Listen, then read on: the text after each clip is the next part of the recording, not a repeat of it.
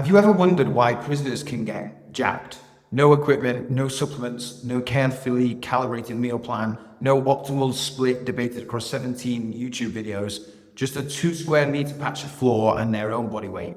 And they come out looking better than guys that have had access to full gyms the entire time. Now, I'm not glorifying prison.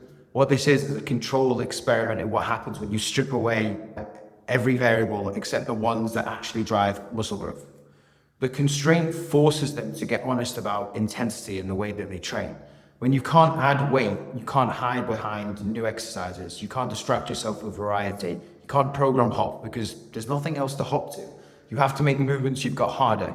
And that, it turns out, can be the whole game. Now, compare that to what you're potentially doing. Every time you open YouTube or Instagram, there's like a shiny new object syndrome. There's a new split, a new exercise, a new way of doing the exercise that you're already currently doing.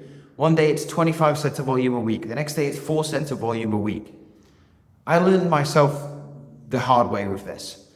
I built a strong physique in my garage training with just 4 pieces of equipment that I ever really did at a commercial gym. Rings, pull-up bar, sandbag, barbell. That's it. And training in prison gets stripped back to basics. So today let's talk about 2 intensity techniques that you can use to get brutally strong over time and build muscle. And you can do this at home, training with just your body weight. You don't necessarily need more weight, you need more tension. So here's where I see a lot of guys get training wrong.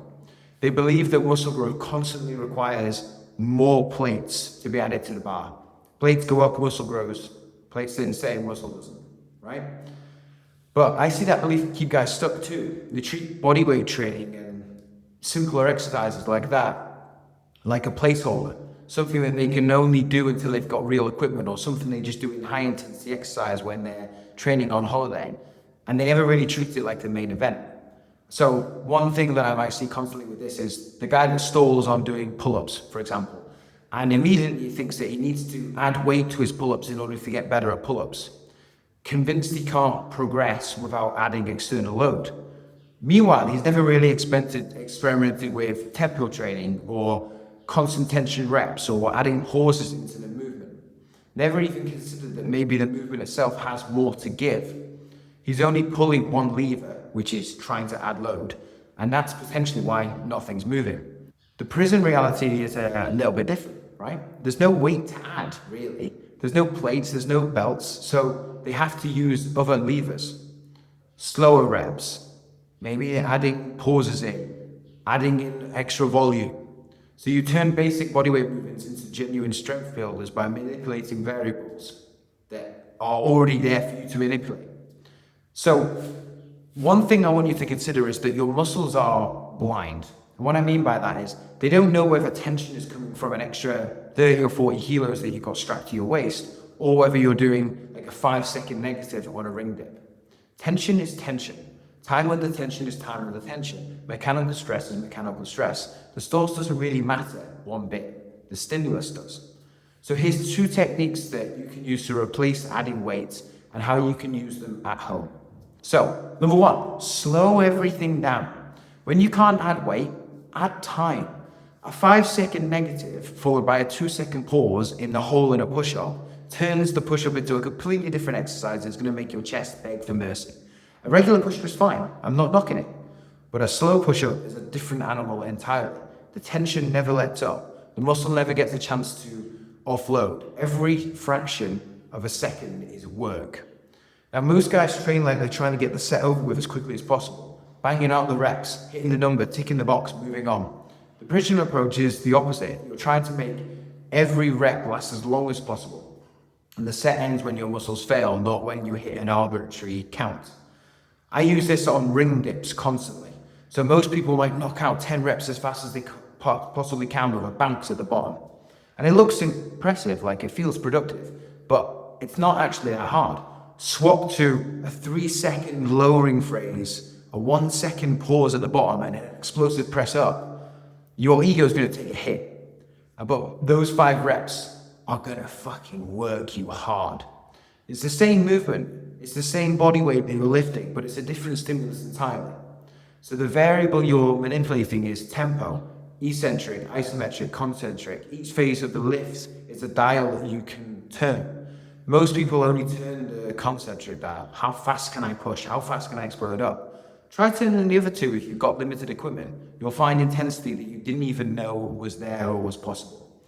Number 2, volume becomes your progression. More reps, more sets, more work. Progressive overload isn't necessarily about always adding weight. It's about total workload over time. If you did 30 total ring dips last week and this week you did 40 or 45, you are stronger, you've made progress. The number on the plate doesn't tell the whole story. The total stress does. Your muscles don't know you didn't clip on a plate. They just know that they're getting worked harder than they were last week. So this is the difference between lifting a heavy box once, twice, or 3 times and lifting a moderate box for, say, 20, 30, 40 reps. One's going to build peak strength. The other's going to build work capacity and muscle endurance. Both can build muscle, right? But the guy who only knows how to lift heavy boxes is leaving some tools in his shed. So instead, do more reps over and over. Because when you don't have additional weight, volume becomes your progression lever. More reps, more sets, more total workload. And over time, your body adapts. And it's the same adaptive mechanism that responds to heavier weight. The body adapts to the stress that you give it. The form of stress matters less than the magnitude and the consistency of work that you're putting in. So here's how to use it. For example, let's say you do 3 sets of 8 ring dips, and next week you do 3 sets of 9, then you do 3 sets of 10, and then you move up to 4 sets of 8, 4 sets of 10, 4 sets of 12. You're adding mechanical tension via reps.